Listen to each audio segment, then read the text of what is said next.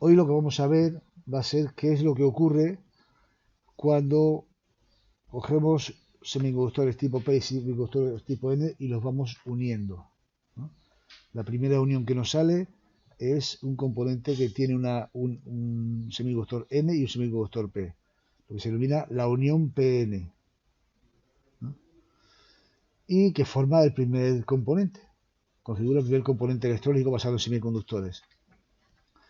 En principio, ¿qué es lo que ocurre cuando juntamos un cristal P y cuando juntamos un semiconductor tipo N? En principio, podemos pensar, imaginar que el exceso de huecos de uno se recombina con el exceso de electrones del otro. Pero en realidad no ocurre así. Eso ocurre en una zona estrecha junto a la unión. De esta forma que veis aquí en la figura. En la figura lo que ocurre es que los partadores mayoritarios del cristal P se recombinan y saltan, digamos, al cristal N, formando aquí un conjunto de iones. Esto que veis que está en círculo no son portadores de carga, ya son iones positivos, porque si han pasado huecos hasta esta parte, aquí tenemos iones positivos. Un ion positivo es un átomo que tiene más protones que neutrones. En el núcleo hay protones y dando vueltas hay electrones, ¿vale? Bueno, pues si tiene más protones que electrones, ese átomo está cargado eléctricamente. Y decimos que es un ion positivo, ¿vale? Porque resulta que, digamos que los huecos, por decirlo de algún modo, que el exceso de huecos de aquí han saltado aquí, entonces el átomo se queda cargado positivamente. Y aquí ocurre lo contrario, en la zona P. En la zona P ocurre que los portadores de carga mayoritarios negativos, los electrones, saltan a la zona P, dejando a los átomos cargados negativamente. Por lo tanto, tendríamos iones negativos. Entonces, esta recombinación de huecos que saltan al cristal P, al cristal N, perdón, y electrones que saltan al cristal P, se están recombinando hasta que llega un momento que la barrera de iones positivos, por un lado, impide que ya pasen más huecos hacia allá, porque sabemos que las cargas positivas o cargas del mismo signo se repelen. Entonces, los átomos cargados positivamente ya impiden por repulsión que salten más huecos, y al mismo tiempo los iones cargados negativamente, los átomos cargados negativamente, actúan también como barrera con respecto a los electrones, los portadores de carga minoritarios. Entonces, llega un momento que esa recombinación se detiene, formando una barrera, que se denomina región de agotamiento. ¿De acuerdo? Entonces, esa barrera tiene, de manera natural, per se, tiene una anchura, por así decirlo. Una anchura que para vencerla, digamos, para que los portadores de carga positivos salten a un lado y los negativos salten a otro, hace falta una presión por ambas partes, ¿no? Esa presión se trata de una presión eléctrica y sería una tensión, ¿no? Por lo tanto, la región de agotamiento no se mide en una longitud, sino se mide en voltios. Por ejemplo, para el silicio, esa región de agotamiento tendría una presión eléctrica, una tensión de 0,7 voltios, aproximadamente 0,5, 0,6, 0,7 voltios. ¿Qué quiere decir? Que para vencer esa barrera, para que sigan recombinándose los electrones de un lado y los huecos de otro, hace falta poner una tensión eléctrica en el sentido adecuado de mayor, de 0,6, 0,7 voltios, como veremos después. ¿Vale? Pero eso es fundamental que lo entendáis, lo que ocurre cuando unimos dos semiconductores, P y N. Se empiezan a recombinar los portadores de carga positivos para un lado y negativos para otro hasta que se forma la barrera, la región de agotamiento, debido a los iones positivos en un lado, porque sí, los portadores de carga se mueven, pero los átomos no se mueven. Los átomos son estáticos. Entonces, por eso se quedan ahí, esos iones positivos en un lado y iones negativos en otro, e impiden que los positivos que sigan saltando huecos y los negativos que sigan saltando electrones. ¿Vale? Eso es lo que ocurre cuando juntamos dos cristales, dos semiconductores tipo P y tipo N. tenemos en un lado seguimos teniendo un semiconductor N y en otro lado seguimos teniendo un semiconductor P, porque no se terminan de recombinar todos los portadores de carga, pero en el centro tenemos una región o una zona de agotamiento, que se llama la unión PN. ¿Vale? Bueno, pues este objeto que hemos construido es un componente electrónico, que se denomina diodo. Un diodo está constituido pues por un cristal, un semiconductor tipo P y un semiconductor tipo N. Y tiene dos terminales, por lo tanto, dos puntos de conexión. El punto de conexión que está junto al semiconductor P se denomina ánodo, que es sinónimo de positivo, viene del griego. Y el terminal que está conectado al semiconductor P se denomina cátodo. Por tanto, el ánodo sería el positivo y el cátodo sería el negativo. Ya tenemos un terminal, ya tenemos un componente que tiene dos terminales y no ocurre como hasta ahora hemos tenido con todos los componentes que tenían dos terminales, que daba igual un terminal que otro. Aquí ya no da igual un terminal que otro. Un terminal será positivo y otro terminal será negativo. Por tanto, veremos cómo hay que conectarlo de determinada manera para que funcione de la forma que nosotros queramos. El aspecto exterior de este componente, que se denomina diodo, es el que veis en la figura, el más frecuente. Hay otros, hay diodos con otros aspectos, los hay incluso que parecen hasta de cristal, chiquititos, pero bueno, hay distintos y luego los hay más grandes, por supuesto. Pero el más genérico, o uno de los más genéricos, es ese que veis ahí. Es una forma cilíndrica, como veis ahí, con los dos terminales, los dos alambres que tiene, para un lado y para otro. Y uno de esos terminales está conectado a una parte cilíndrica que tiene una rayita. El terminal que está en la rayita es el cátodo, es decir, el que está conectado al semiconductor N. Y el otro es el ánodo. Y el símbolo eléctrico, los esquemas de un diodo es este que veis aquí. Es como una flecha, ¿vale? Como una flecha rellena, con una barra donde ponemos el cátodo y donde está la punta de la flecha, y en el otro extremo estaría el ánodo. El símbolo del diodo es muy indicativo y hace referencia a su funcionamiento, porque veremos que el diodo actúa como una válvula, o puede actuar como una válvula. Una válvula, todos sabemos más o menos lo que es en términos generales, aunque hemos hablado de válvulas en neumática que no son lo que estoy explicando yo. Pero una válvula en términos generales suele comportarse de manera que permite el fluido del flujo energético en un sentido y lo bloquea en el contrario. Una válvula de una bomba de hinchar, por ejemplo, de una bomba de bicicleta, pues permite el aire en un sentido y no lo permite en el contrario. Pues aquí tiene un poco una analogía con eso, porque va a ser un componente que va a dejar que la corriente circule en un sentido, en el sentido en el que está representado como flecha, tal y como está ahí en la figura, dejaría que la corriente circulara de izquierda a derecha y la bloquea en sentido contrario. Y eso tiene que ver con la forma de polarizar el componente. Polarizar el componente es decir, meter los polos de tensión al componente, de una forma o de otra. Hay dos formas de polarizar este componente. Si polarizamos el componente, el diodo, aplicando el polo positivo al ánodo y el negativo al cátodo, entendemos que es una polarización más natural, positivo con positivo, negativo con negativo. En ese caso decimos que el diodo está polarizado de forma directa, por eso, porque es positivo con positivo y negativo con negativo. Y en caso contrario, que es el otro, es decir, el positivo al cátodo y el negativo al ánodo, estaríamos diciendo que estamos polarizando el diodo en polarización inversa. Polarización directa y polarización inversa.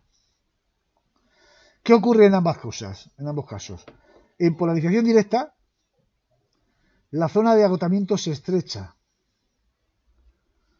¿Por qué se estrecha? Fijaros bien por qué se estrecha. En la polarización directa resulta que el negativo de la fuente de alimentación está conectado al cristal o al semiconductor tipo N, que tiene exceso de portadores negativos. Como las cargas iguales se repelen, de algún modo el polo positivo está ejerciendo una presión eléctrica en el sentido o hacia la región de agotamiento. Y el positivo está haciendo algo parecido en el cristal tipo P. El positivo, al representar una carga positiva en sí mismo, lo que hace es repeler a los huecos hacia la región de agotamiento.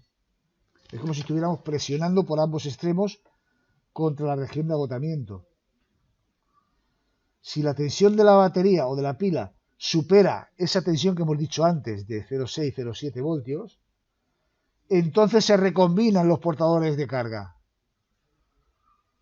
¿Vale? Digamos que los portadores negativos pasan la barrera, se recombinan con los huecos y los huecos pasan al otro lado. Se establece una corriente eléctrica, en definitiva, circulando los portadores mayoritarios negativos del cristal P hacia en este caso, hacia la izquierda, en dirección al polo positivo, y los portadores mayoritarios del semiconductor tipo P pasarían, atraídos por el polo negativo, hacia la derecha. Y entonces se establece una corriente eléctrica. El sentido por convención de la corriente eléctrica siempre será de positivo a negativo, aunque descendiendo a lo que ocurre a nivel físico dentro del sistema, hay portadores de carga en ambos sentidos, los negativos para un lado y los positivos para otro. Esa es la característica diferenciadora de los semiconductores. En los materiales conductores solamente hay electrones en un sentido, no hay huecos. Sin embargo, en un semiconductor hay electrones en un sentido y huecos en otro. Es como ya os comenté el otro día la diferencia en la fila de un cine donde hay butacas vacías. Si empiezan a entrar personas por un lado y que se van recorriendo las personas en un sentido, pues los huecos van en sentido contrario. Pero en este caso hay un flujo de energía, en cualquier caso. Pues eso es lo que ocurre en un diodo, que cuando está polarizado directamente, si la tensión de la polarización supera a la barrera de región de agotamiento, entonces se establece una corriente eléctrica. Y ya digo, por convención, se entiende que la corriente eléctrica va de positivo a negativo. Por eso el símbolo del diodo tiene es así, con una flecha que indicaría que la corriente va de positivo a negativo. Cuando se polariza directamente, cuando el ánodo va al positivo y el cátodo va al negativo. Si es al revés, pues ocurre justamente lo contrario. En este caso, la presión eléctrica actúa en sentido contrario, actúa hacia los polos, como si estuviéramos estirando la región de agotamiento. Porque el polo positivo en este caso, que está conectado a la parte negativa, está de algún modo absorbiendo los portadores de carga mayoritarios del cristal del semiconductor N. Y el polo negativo, que está conectado al semiconductor P, está absorbiendo los portadores de carga mayoritarios, es decir, los huecos del semiconductor P. Con lo cual, la zona o región de agotamiento se ensancha. Y entonces no se establece una corriente eléctrica. ¿Vale? A no ser que lleguemos a un límite. El límite tal que se establezca una corriente de los portadores de carga minoritarios. Se produce un efecto avalancha y si no hay una limitación, de alguna manera, como veremos como ocurre en el diodo Zener, el diodo se rompe. Cuando superamos la tensión inversa de ruptura. La característica de funcionamiento del diodo estaría representada ahí. Ahí está también representada la tensión inversa de ruptura. La característica de funcionamiento del diodo se representa en unos ejes de coordenadas en los cuales el eje horizontal representa la tensión. Del 0 hacia la derecha sería polarización directa y del 0 a la izquierda sería polarización inversa. Y el eje de ordenadas representaría la corriente, la intensidad. Hacia arriba sería la corriente en polarización directa y hacia abajo sería la corriente negativa, la corriente en polarización inversa. Entonces la característica del diodo es esta que veis aquí en color verde. Si el componente fuera una resistencia normal y corriente, eso es una línea recta. O sea, una resistencia tiene una característica de línea recta, que pasaría por el cero, ¿vale? Con mayor o menor pendiente, pero sería una línea recta. Cuanto más bajo es el valor de resistencia, la línea recta tendría una pendiente mayor. Si la resistencia es muy baja, es muy alta, pues tendría una pendiente menor. Quiere decir que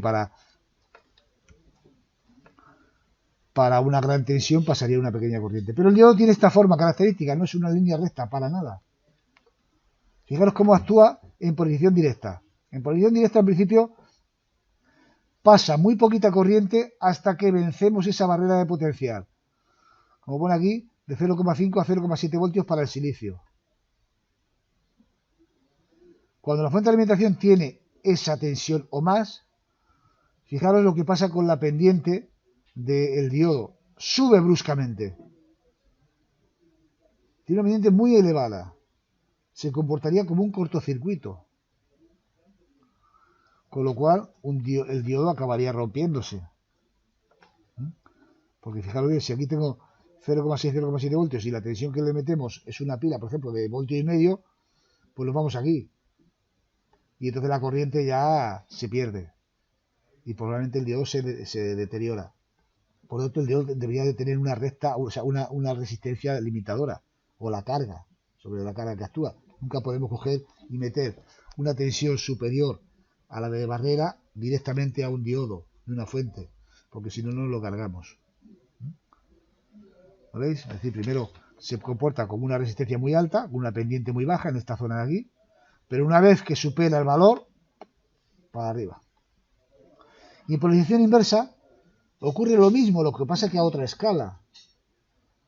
Quiere decir que en polarización inversa, si yo meto la polarización inversa a un diodo, pues pasa muy poquita corriente. Esta corriente que representa aquí se refiere a la corriente de los portadores minoritarios.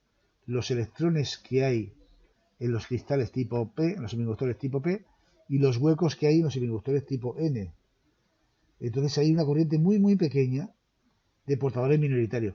Pero si sigo aumentando la tensión de manera indefinida, llegaré a una zona en la cual se producirá el efecto avalancha, ¿no?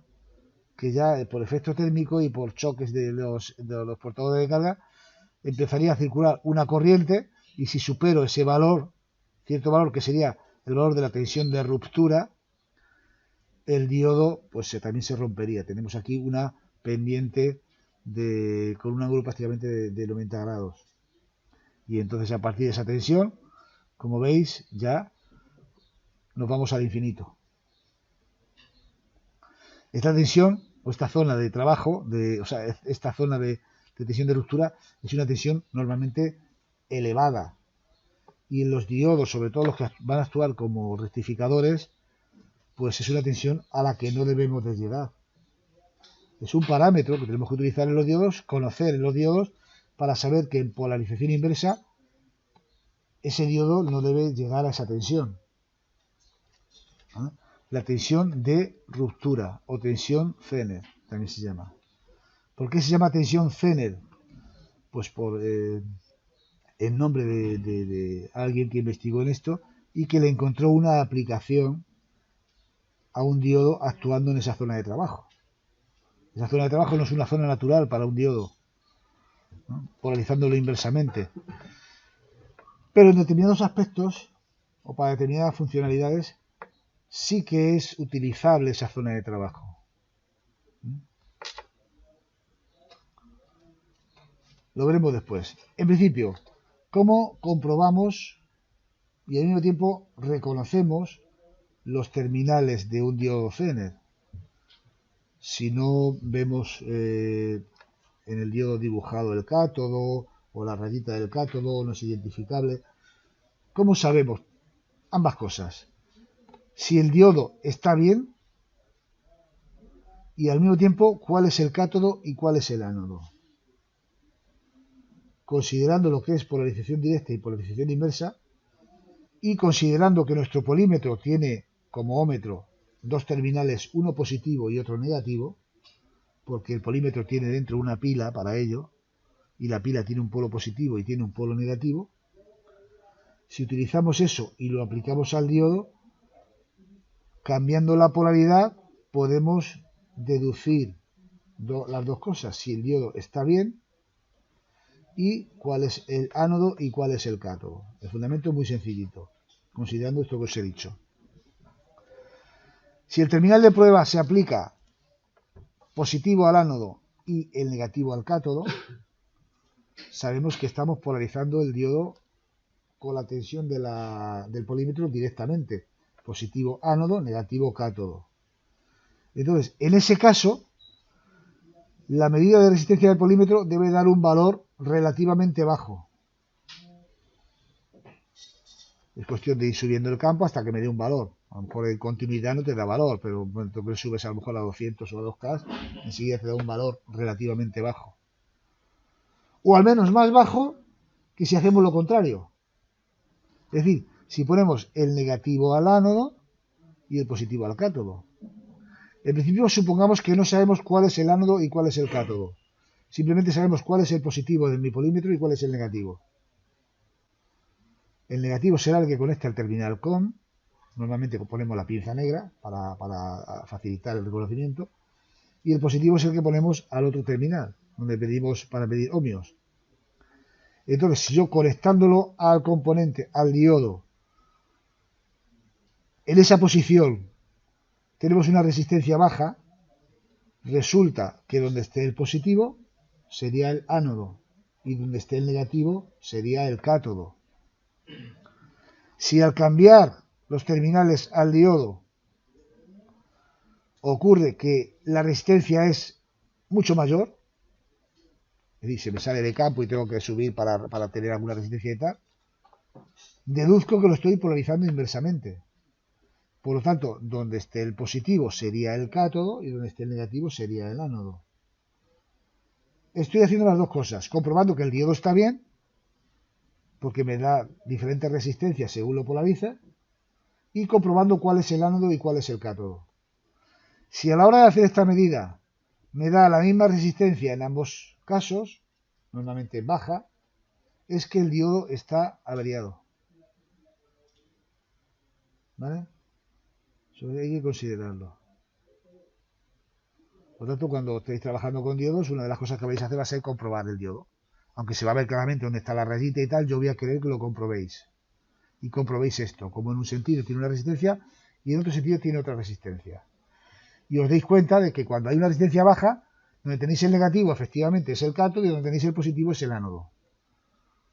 Será una de las pruebas prácticas que se harán cuando lancemos la primera práctica de los días 5. ¿Está claro? La forma de comprobar ambas cosas. Si un diodo está bien y comprobar cuáles son los terminales de ese diodo. Bueno, esto más o menos está explicado aquí. Textualmente lo tenéis ahí en la diapositiva y por tanto lo podéis leer con las mismas o con otras palabras. Vamos a ver ahora aplicaciones ya de los diodos. Y vamos a empezar por la aplicación menos natural de un diodo. Porque luego en la aplicación natural, que son los rectificadores, me quiero extender un poquito más. Entonces quiero empezar por la aplicación no natural de un diodo. Antes he dicho que hay polarización directa, polarización inversa. Bueno, pues el diodo que vamos a ver ahora, que está fabricado con unas características especiales, va a trabajar en polarización inversa. El diodo se denomina diodo Zener, porque como trabaja en polarización inversa, va a trabajar en la zona inversa de la característica.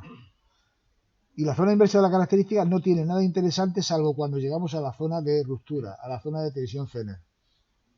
Porque antes simplemente no pasa corriente y ya está. Se comporta, digamos, visto de una forma superficial, se comporta como un contacto abierto. Pero cuando llega a la tensión de ruptura, estamos en ese codo, ¿no?, que pasa con cualquier incremento de tensión ya a una intensidad infinita, una intensidad muy grande. Es el diodo Zener. Y el diodo Zener aprovecha esa parte inversa de la característica. Y he dicho antes que estaba construido de una manera especial porque está construido aposta para que esa tensión de ruptura sea pequeña o no sea muy grande, o al menos esté tasada en un valor concreto, ¿no? Porque lo hace, digamos, variando los niveles de dopaje, es decir, es un criterio de fabricación que consigue con un aumento de los niveles de dopaje, pues hacer que esa tensión de ruptura, esa tensión inversa, sea pequeña.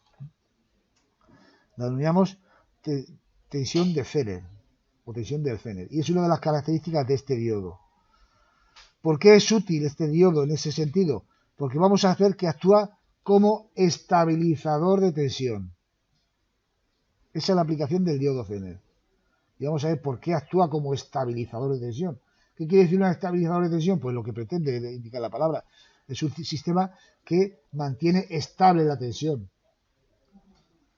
En un sistema de alimentación, la tensión puede no ser estable por varios motivos. Primero, porque varíe, por razones insospechadas, la tensión de la fuente, suba o baje. Y segundo, porque varíe la carga. Porque una fuente de alimentación, veis aquí el dibujo, ignoremos de momento el diodo, una fuente de alimentación real se comporta como una fuente de alimentación ideal con una resistencia en serie, una resistencia interna. Toda fuente de alimentación tiene su resistencia. Entonces, cuando yo cargo una resistencia a esa fuente, en realidad estoy poniendo una resistencia en serie con la resistencia interna, que suele ser muy pequeñita. La resistencia interna para una fuente ideal tiene una resistencia interna de 0 ohmios, pero una fuente real no. Entonces, ¿qué es lo que ocurre? Que la tensión en la carga pues va a ser diferente en función de la propia carga también. Porque si yo conecto este circuito con dos resistencias en serie, si yo pongo una resistencia muy baja, pues la tensión se reparte. De manera que aquí se queda una tensión y aquí otra. Y se repartirá de una forma se repartirá de una forma diferente si yo pongo una resistencia baja a si yo pongo una resistencia alta. Imaginaos que yo pongo aquí una resistencia que es igual que la resistencia interna de la fuente. Pues resulta que vamos a tener la mitad de la tensión. Porque la mitad de la tensión se va a quedar, si son iguales, en la resistencia de la fuente y la otra mitad se va a quedar en la resistencia de la carga. ¿Vale? Si yo pongo una resistencia de carga muy grande, inopinadamente grande sobre la resistencia interna, pues prácticamente toda la tensión de la fuente va a estar en la carga. En el otro extremo, si yo pongo aquí un cortocircuito en la carga, una resistencia de 0 ohmios, en esa resistencia no va a haber tensión. Toda la tensión se va a quedar en la resistencia interna de la fuente. Es decir, que la tensión en una carga va a depender también de la carga. Por lo tanto, puede no ser estable. Bien, lo que hace el diodo Zener es mantener esa tensión, a pesar de todo, estable entre ciertos márgenes. Aprovechando justamente esa característica inversa, esa zona. Porque si nos fijamos bien desde otra perspectiva, sí, decimos que en esa zona, pues con poquito que varía la tensión, varía mucho la intensidad. Pero podemos ver desde otro punto de vista. Y es decir, aunque varíe mucho la intensidad, la tensión no va a variar. Porque es una recta vertical, casi vertical. Aunque varíe mucho, haya mucho margen de variación de esa intensidad, la tensión va a variar muy poquito. Y lo vamos a ver gráficamente, de algún modo. Por ejemplo, fijaros bien en esta figura un tanto aproximada, donde la zona inversa es esta.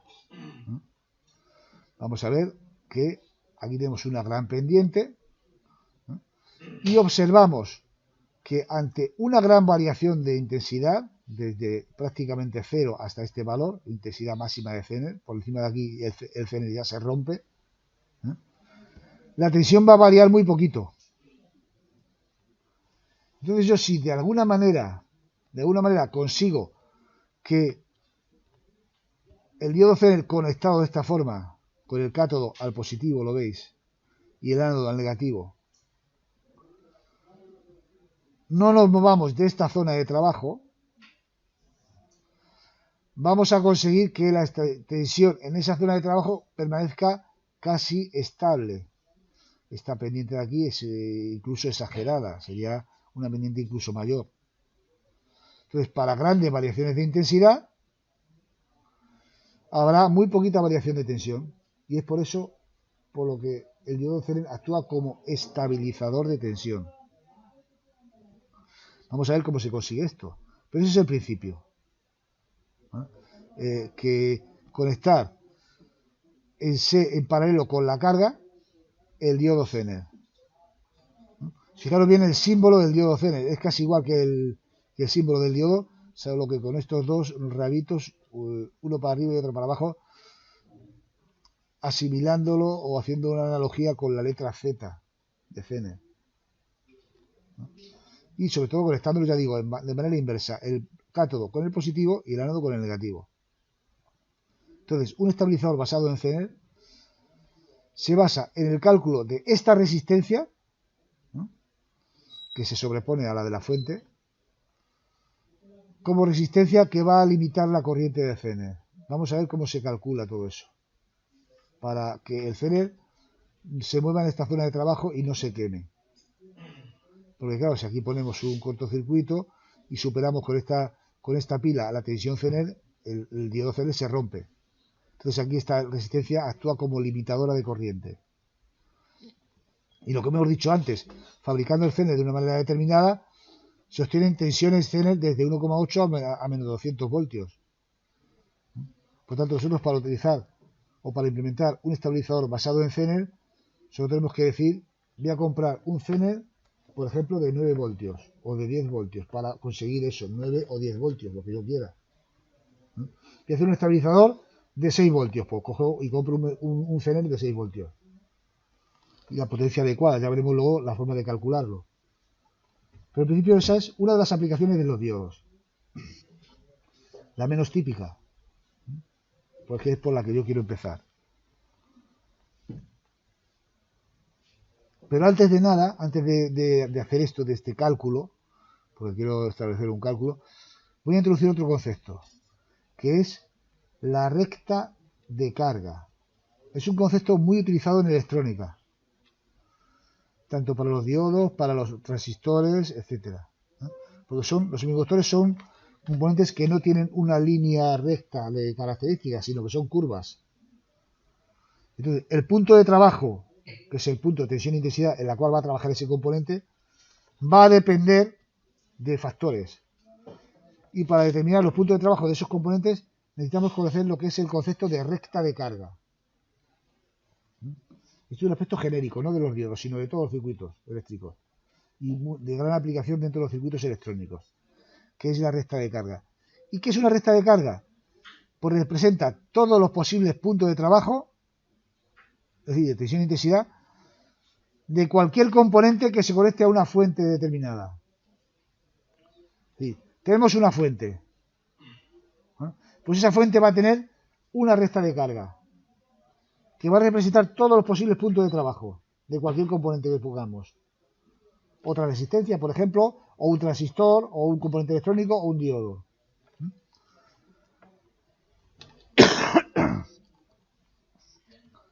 Partimos de esta base. Una fuente de señal o de alimentación mediante un generador ideal y una resistencia interna del mismo. Lo que os he comentado antes. Una fuente es en realidad un generador ideal y una resistencia interna. Aquí estoy representando una fuente de continua, pero podríamos hacer lo mismo también con una fuente de alterna. Entonces, la recta de carga representa todos los posibles puntos de trabajo de esta fuente conectado a algún componente, el que sea. Y la recta de carga, como toda recta, va a quedar definida por dos puntos. Y los dos puntos que van a definir la recta de carga de una fuente van a ser los dos puntos extremos a la hora de calcularlo, que son el cortocircuito y el circuito abierto. Son los dos puntos extremos. Una vez que tengamos el punto de funcionamiento del cortocircuito a esa fuente y el punto de funcionamiento del circuito abierto a esa fuente, trazaríamos la recta. Y todos los puntos de esa recta son los posibles puntos de trabajo, no hay más, de cualquier cosa que pongamos ahí.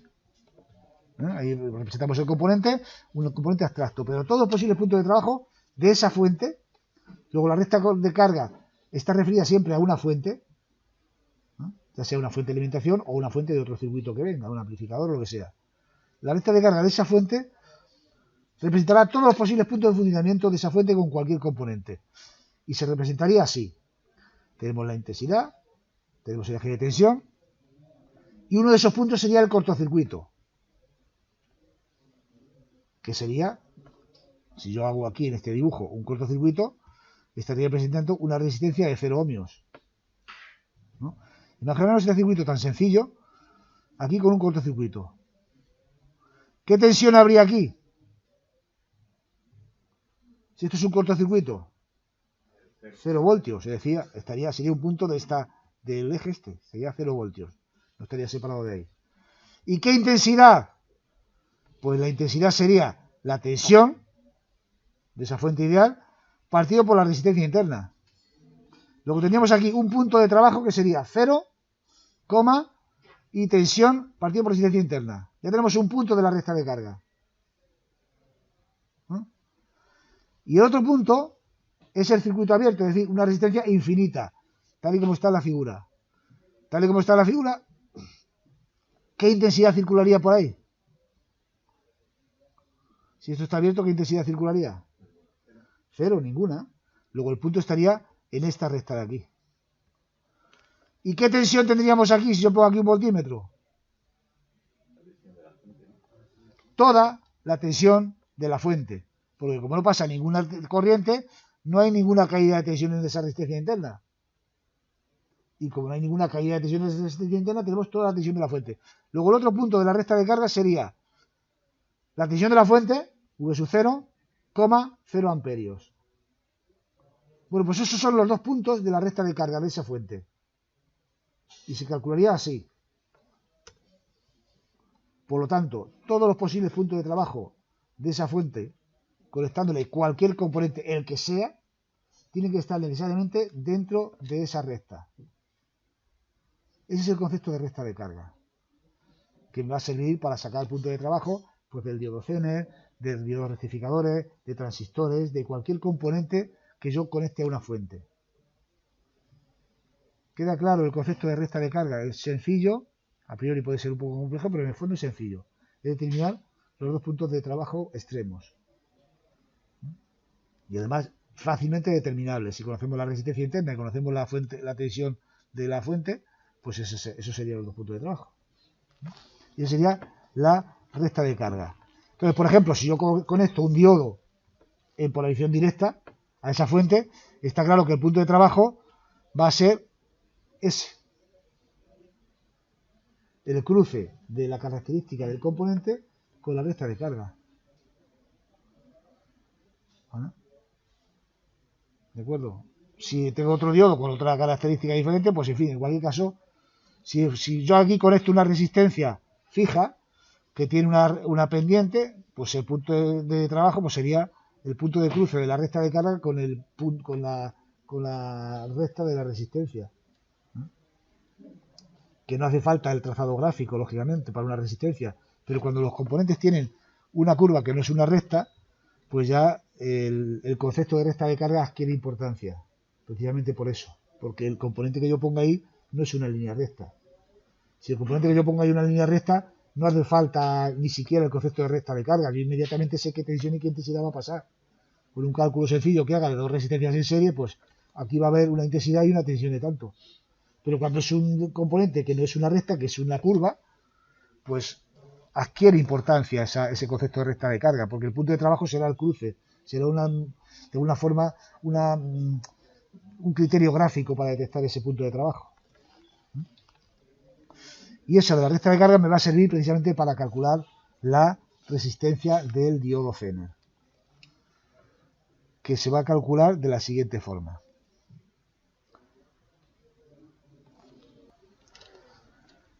Entonces, si yo aplico el concepto que os he explicado antes de recta de carga con la característica inversa del diodo Zener, me voy a encontrar con esa figura. ¿Vale? Es decir, yo voy a tener un circuito en este caso en el cual va a haber una fuente de alimentación que voy a considerar ideal, porque ya la resistencia de la fuente la voy a meter yo, que va a ser la resistencia limitadora, ¿no? esa resistencia R que veis ahí. Y voy a aplicar el concepto de recta de carga con la fuente de alimentación y esa resistencia que yo voy a meter ahí. Porque el cálculo, el diseño de un estabilizador Zener se reduce a determinar los parámetros de esa resistencia R. El diseño de un estabilizador básico basado en Zener se reduce al cálculo de esta resistencia, al cálculo óhmico y la potencia de esa resistencia. ¿Y de qué forma? Pues bueno, pues yo me imagino o tengo la curva característica del diodo Zener. La característica que me va a dar el fabricante del Zener va a ser la tensión Zener, más o menos, y la intensidad máxima del Zener. Entonces yo voy a explicar un método de trabajo, de cálculo o diseño sencillo. ¿Vale? Porque un método de diseño más complejo pues se establecería en torno a un valor mínimo de tensión Zener, un valor máximo de tensión Zener, un valor mínimo de intensidad Zener y un valor máximo de intensidad Zener. Vamos a trabajar simplemente con valores aproximados. De forma que yo quiero que el diodo Zener trabaje más o menos de manera estable o de manera normal en el centro de esa curva. Como veis ahí. Veis aquí que aquí el punto de trabajo lo quiero aquí. No quiero que esté aquí, ni tampoco que esté muy cerca del valor de la intensidad máxima, porque por encima de esta intensidad Zener, yo sé que el Zener se rompe. ¿Vale? Entonces, yo quiero que el punto de trabajo normal esté más o menos ahí en el centro. Y para ello, yo tengo que diseñar una recta de carga que corresponda a la tensión de la fuente y a la resistencia que yo calcule. Porque el circuito va a ser la tensión de la fuente, la resistencia que yo calcule, el diodo Zener y una hipotética carga. En principio no sé cuál va a ser. Pero yo voy a hacer el diseño de esta resistencia en base a una recta de carga que pase más o menos por el centro de aquí. ¿Y cómo sería esto? La recta de carga que a mí me interesa es la siguiente. Un punto va a ser la tensión de la fuente, que yo no lo voy a decidir, es la fuente que tengo. VCC. Serían estos 10 voltios, ¿no? Y el otro punto de trabajo es el que me va a decidir la tensión del cortocircuito, o sea, la intensidad del cortocircuito ahí. Entonces, ¿esto cómo sería? ¿Cómo lo vamos a hacer el cálculo? ¿No? A partir de ahí, los cálculos que vamos a tener va a ser, para calcular R, los datos serían la tensión de Zener, es decir, la tensión que yo quiero, la potencia del Zener en vatios, que es otro parámetro que me da el fabricante, un Zener de medio vatio, un Zener de 1 vatio, de 2 vatios, ¿no? Un Zener de 9 voltios y 1 vatio, por ejemplo. Y la tensión de la fuente en voltios, que siempre será mayor que la tensión Zener que yo quiero. Es decir, si yo quiero una tensión Zener de 9 voltios, pues esta no puede ser de 9 voltios. Tiene que ser siempre mayor. ¿No? Entonces tenemos esas dos tensiones. La tensión del diodo Zener y la tensión de la fuente. Y la potencia del Zener. Entonces empezaríamos por calcular la intensidad máxima. Es decir, la intensidad a partir de la cual no nos podemos pasar. Y a partir de ahí, adoptar una intensidad que sería el término medio. Más o menos por aquí. Si yo tengo una intensidad máxima de tanto, pues lo que haría sería dividir esa intensidad máxima entre 2, ¿vale? Para obtener la intensidad Zener de trabajo. Más o menos la mitad de esto.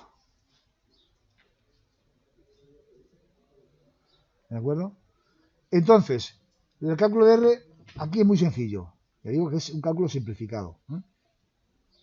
Porque tenemos un circuito en el cual quiero saber qué intensidad va a pasar por ahí. Y como yo sé que en el diodo Zener aquí va a haber una tensión que es la del Zener, una tensión fija más o menos, pues ¿qué tensión va a tener esta resistencia? Pues la tensión que va a tener esta resistencia va a ser la tensión de CC menos, porque su circuito serie, olvidémonos de la carga, menos la tensión del Zener, y esa va a ser la tensión que haya en la resistencia. Por tanto, ¿qué intensidad, o sea, qué valor tendrá esta resistencia bajo ese criterio? Pues será igual a la tensión, lo de la fuente, menos la Z, partido por la intensidad Zener. La intensidad Zener que yo voy a establecer como punto de trabajo. ¿Vale? que sería el punto de trabajo para cuando no haya aquí ninguna carga, sería la máxima intensidad que pasaría por aquí. En ese caso sería la forma de calcular de manera aproximada la resistencia. El punto de trabajo sería aquí y por tanto sería esa tensión, la tensión continua, que estaría hasta aquí, menos la resistencia. Estoy calculando la resistencia de carga, o estoy adaptando la resistencia de carga de manera que he conseguido este punto y este, ¿vale? Para establecer aquí el punto de trabajo. Es un sencillo circuito serie, ¿vale?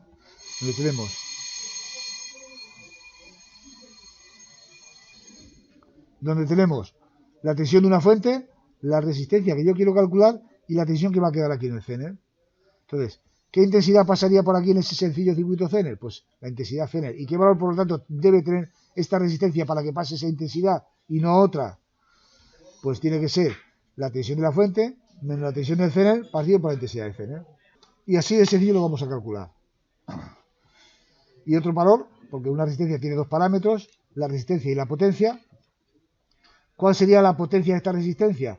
Pues la potencia de esta resistencia tenemos que ponernos en el lugar extremo. ¿No?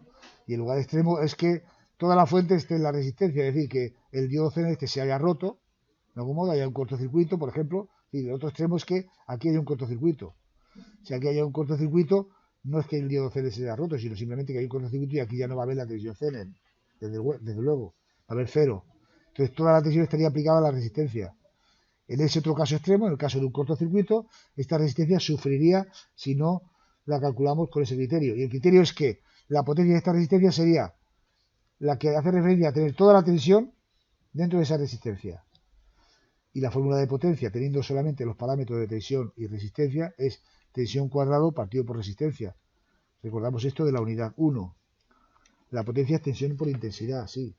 Pero la intensidad es tensión partido por resistencia, por lo tanto la potencia es igual a tensión cuadrado partido por resistencia. Entonces la forma de calcular la potencia de la resistencia Zener sería tensión cuadrado partido por R. Por ejemplo, un cálculo. El diodo Zener de referencia 1N4739A-T. Es un Zener comercial, ¿vale? Los datos de ese diodo Zener es de 9 voltios y la potencia es de 1 vatio. Si tenemos una fuente de 15 voltios, ¿cuál sería el cálculo de la resistencia limitadora? Empezaríamos a calcular la intensidad máxima, que en este caso es 1 partido por 9, serían 0,11 amperios, o lo que es lo mismo, 110 miliamperios. Calcularíamos el punto de trabajo deseable, más o menos a la mitad, ¿no? Intensidad Zener máxima partido por 2. Tendríamos 0,055 amperios, o lo que es lo mismo, 55 miliamperios. Y después calcularíamos la resistencia, es decir, 15 voltios menos 9 voltios partido por 0,055 amperios, me daría una resistencia de 109 ohmios. Vale, cogeríamos una resistencia de 110. Y la potencia de esa resistencia, que es tensión cuadrado continua partido por R. Es decir, 15 voltios al cuadrado partido por 109. Aquí podríamos poner 110 ya, porque como hemos ido a un valor superior, pero no. Nos seguimos con eso para tener mayor tolerancia todavía. Necesitaríamos una resistencia de 2 vatios. De esa forma sencilla calcularíamos el valor de la resistencia, que es a lo que se reduce el cálculo de un estabilizador basado en diodo Zener.